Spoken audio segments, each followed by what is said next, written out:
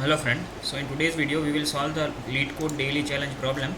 This bit is power of 4. So we are given an integer and we need to return true if it is a power of 4, and otherwise we would return false. Okay, so this is a simple problem, but yeah, it involves some bit manipulation.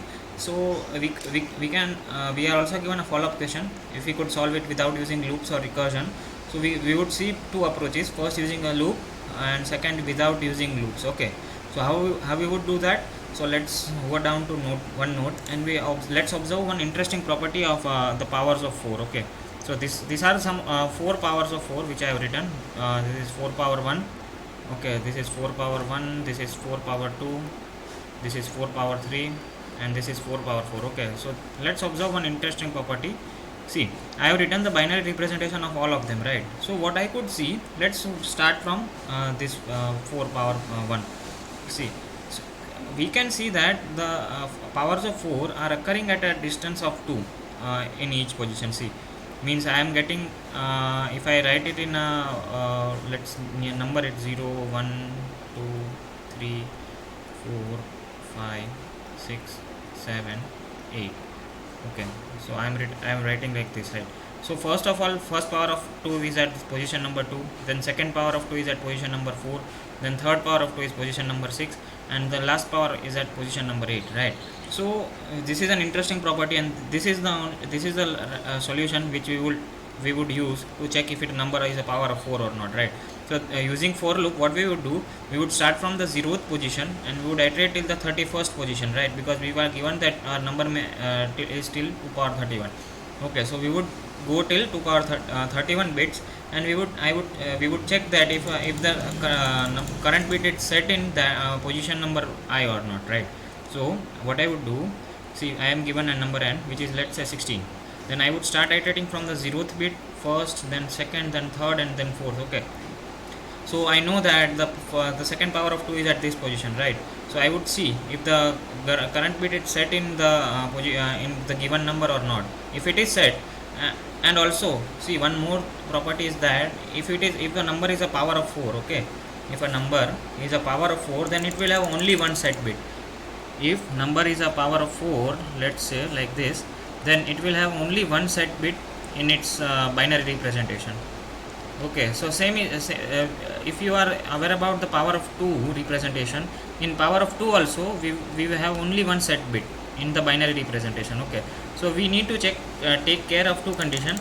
First is that if the ith bit is set in n, okay, then we need to see if it is at even position or not. If it is at even position, then we would increment our count. Okay, and one more thing we need to check, that towards the end our count variable should be 1 only, right? See, we need only one set bit.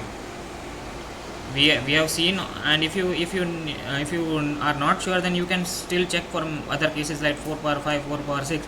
You will see that all powers of 4 have only one set bit in their binary representation. Okay, so we would start iterating from the 0th bit, then move over to the 31st bit, and we will see how many bits are set in the given number n, and towards the end we will check if it is if n was at even position, right? We see, from the above representation which I showed to you, see, in this representation we can see that all of the powers of 4 are occurring at even position. This is 2, this is 4, this is 6, and this is 8, right? So we need to take care of that case also. So let's first solve the problem using the for loop, right? Then we would see the bit magic part. Okay, so what I will do, I will start from the 0th position, and I would go down to the 31st bit, and initially my count variable is 0, and I would taking one flag which is initially false. Okay, what I would check if my ith bit is set in n, right? So n, and so this is a standard way to check if a ith bit is set in n or not, right? And I would also check, and if I modulo 2 equal to 0, but if this is the case, my flag will become true. Okay, and my count would increment, right? Correct. And towards then, what I need to simply check if my flag is true. Okay, and my count should be 1. Okay, and one more case, see, we can also get input number as negative, right? We know that the powers of a number can never be negative, right, and 0. So if my n is less than or equal to 0, then I would simply return their false. Okay, and else this would suffice. Let's test it if it is working or not. Okay, it is working for samples. Let's try to submit it. Okay, we are getting some wrong answer for 3. Let's see why we got wrong answer for 3. Okay, we are starting from I equal to 0, I less than 31, and I am incrementing the count, and my count should be always be equal to 1. Okay, yes, so I need see where I was missing it. If the bit is set, then I would increment the count. Okay, and if the bit is set at the, I would say, even position, then I would make my flag equal to true. Otherwise what would happen, see in this case why we got wrong answer, this was the reason. See, 3 means in binary we can write it like this, right?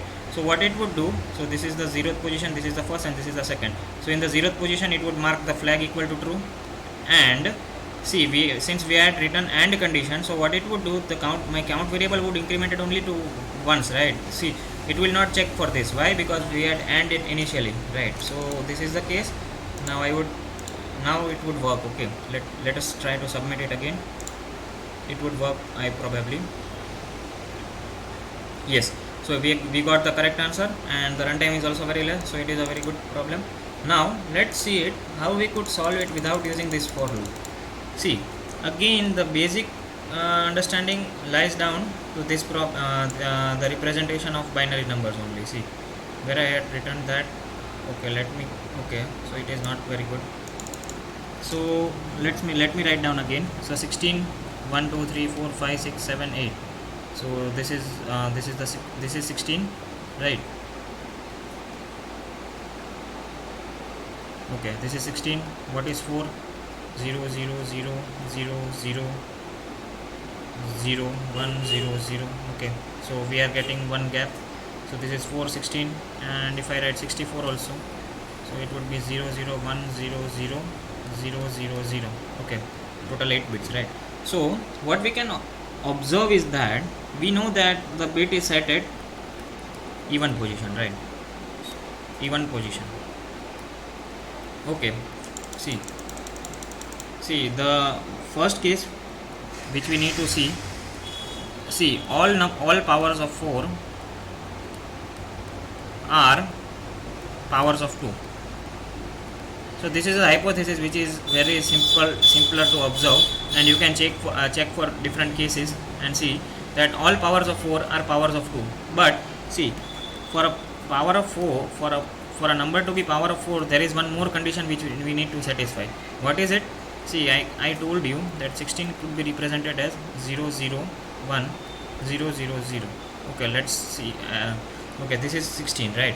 What if see what I could do, I could place a 0 over here, I could place a 0 1 0 1 0 and 0, and again it is here 0.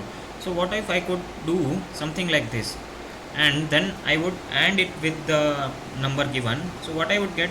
0, right? Why? Because see, what I mean to say is that, see, 256 could be represented 1 0 0 0 0 0 0 0 0.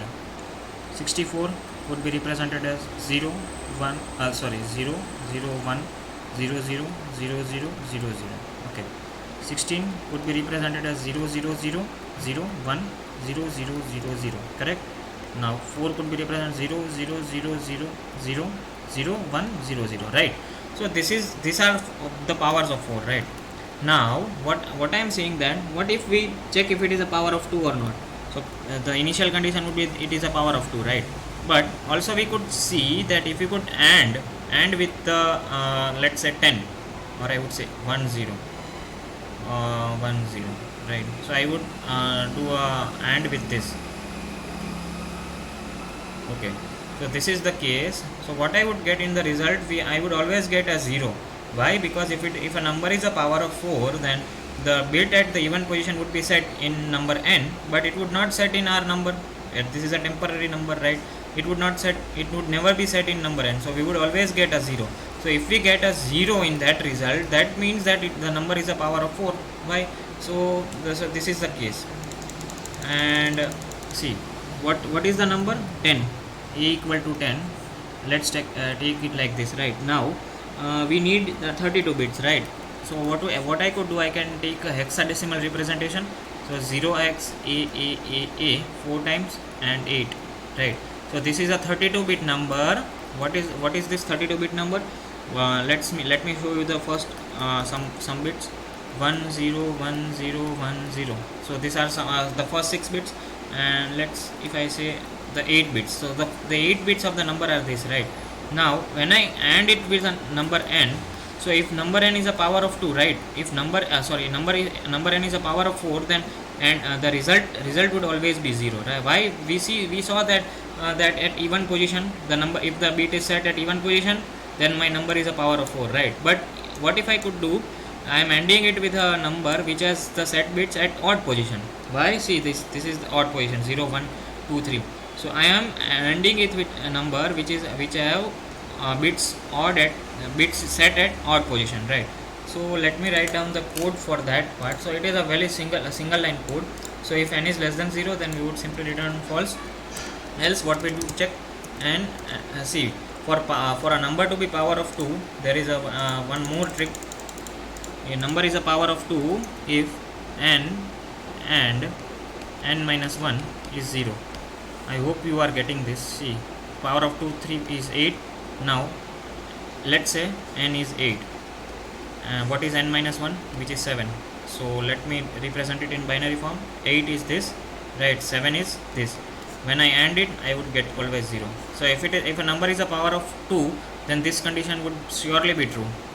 This is a hypothesis which is always true, right? Is a tautology. So a number is a power of 2, and for a number to be power of 4, what I need to check? So for a power of 2, I would return it with 0, and as I said, 0x. Okay, for hexadecimal representation, so I would append 8 A's. Yeah, so it is 8 A's, and I would also get 0 for that result also. So let us check if it is if it is working fine or not.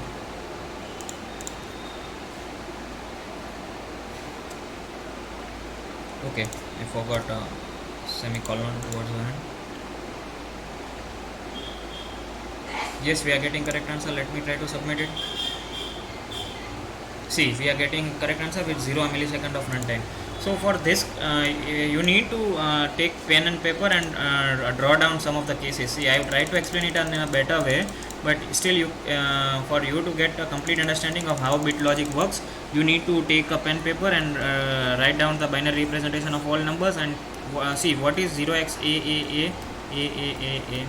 See, this is simply 10. 1 0 1 0 1 0. This is a 32-bit representation of this string 1 0. Okay, so if you try to convert it from hexadecimal to binary using some online calculator or something like this, then you would see that this is this, right? It has bit set at odd position, correct?